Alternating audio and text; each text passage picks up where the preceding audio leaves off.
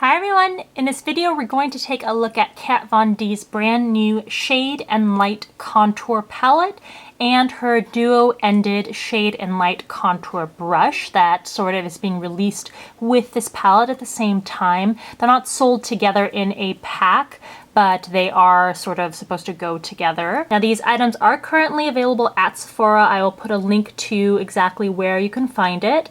The palette is $46 and the brush is $36.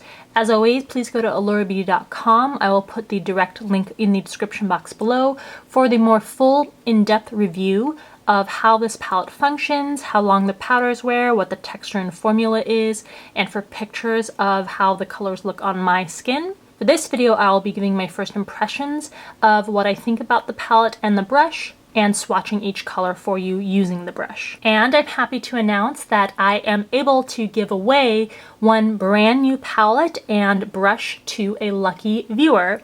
So in order to be eligible to win this palette and win a duo-ended brush, please make sure that you are subscribed to this channel and that you follow on Twitter. If you don't have a Twitter account, don't worry, there'll be many, many more giveaways like there have been in the past that don't require you to have a Twitter account, but just require you to be subscribed to the channel.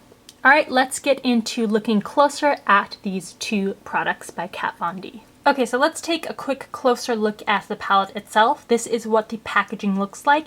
You have this raised text on the front, and the palette stays closed via a magnet, and you do get a mirror inside the lid here, which is great for travel purposes. And the palette is divided into lightening powders and contouring powders. So these are all matte shades. They are not shimmering highlighters, but they are meant to brighten areas of the face to make them look more prominent. And as you can also see, the lighting shades in the top portion have smaller pans than the bronzing shades, which I think is a great choice and a very practical choice for palettes. Anytime that I seem to have a duo or even a palette that has both lighting, or I'm going to say highlighting shades just for ease of convenience, but I don't mean shimmering highlighting shades. Anyway, palettes that have highlighting shades and bronzing shades in them, I always use up the bronzing shades faster than I do the highlighting shades. And that's simply because the areas of the face that you contour or hollow out are typically, on most people, much larger than the portions of the face that you bring forward or highlight. So I think that is a very insightful choice by the company to make the bronzing or contouring shades darker. So here's a closer look at the shades that we're getting. When you look at the highlighting shades here, you can see that they are catering sort of to different undertones. So if you look more on the left, it's a slightly more pink tone to that shade. The middle highlighting shade has a more distinct yellow undertone, and the shade on the right is more peach toned. And then for the bronzers, you also get a variety, not so much a variety of tones, but of the depth of color.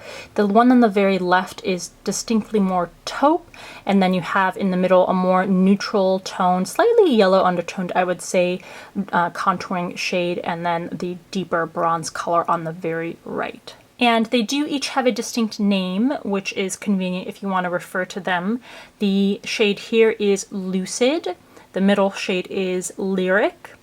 The shade on the right is Levitation. And for the bronzing shades, we have Sombre, Shadow Play, and Subconscious. As for the brush, it comes in its own case, which is really nice for keeping the brush clean and for traveling purposes.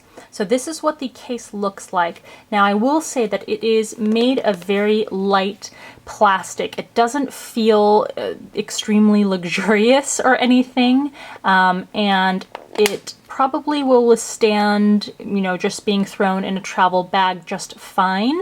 But it isn't the thickest plastic or anything like that. It opens up like this, and there is the brush inside. So here is the brush. One side is the side for contouring. It is angled, as you can see, and the other side is domed, and that is for the light shades or for highlighting the surface of the face. And this is made with very soft synthetic bristles, so you won't be getting any sort of scratching or anything like that. And in terms of the quality of the bristles and how well they hold up, it seems like they may fray just a little bit, but I will of course need to really test it out over several days in order to give you that sort of feedback, and that will definitely be in the written review. So when I go to swatch the colors in the Shade and Light palette, I will be using this brush here. Alright, so starting with the highlighting shades, this here is Lucid. And it's really nice that you can actually see it show up on the skin. Other highlighting contouring palettes that I've been testing out recently, the powders for the highlighting shades really just don't do anything on the skin. You can't really tell that it's there, so I really like that this actually makes a difference on the skin.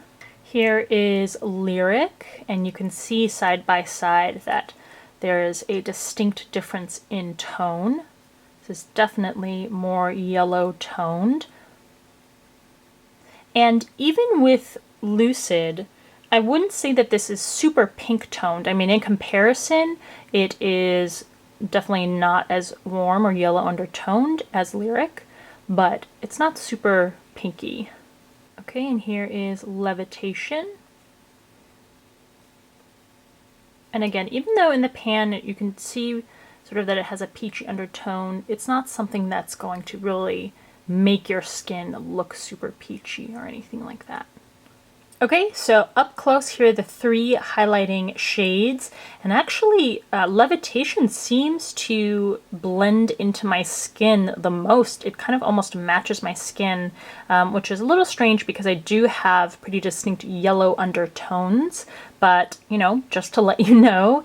And then the two other shades, you can see they're a lot more easily in comparison. But of course it will just depend on what kind of skin color, depth, and tone that you have. That will alter how noticeable the shades are versus how much they just seamlessly blend into the skin. Alright, moving on to the contouring shades. Here we have Sombre. Adding a little more color here to help it show up. This is the taupe toned contouring shade. Here is Shadow Play. You can see that this one is not nearly as taupe toned. It has actually more of a neutral to slightly yellow undertone. Bronze shade. I'm going to add just a little more product so that I can make sure it shows up on camera here for you to see. And here is Subconscious, which is the deepest bronzing color.